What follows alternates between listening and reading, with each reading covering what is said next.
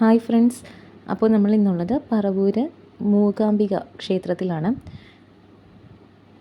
ഇന്ന് പുസ്തകമൊക്കെ പൂജയ്ക്ക് വെച്ച സ്ഥിതിക്ക് ഒന്ന് പോയി തൊഴുവാമെന്ന് വിചാരിച്ച് പോകുന്നതായിരുന്നേ. വൈകിട്ടാണ് പോയത്.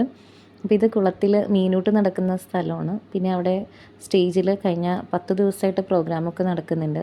അപ്പോൾ ഇവിടെ ഒരു കച്ചേരി നടക്കുന്നുണ്ടായിരുന്നു. ഉച്ചയ്ക്ക് ശേഷം ചെന്നതുകൊണ്ട് തന്നെ ആളുകളൊക്കെ കുറവായിരുന്നു. 3:30 ഞങ്ങളവിടെ എത്തിയത്.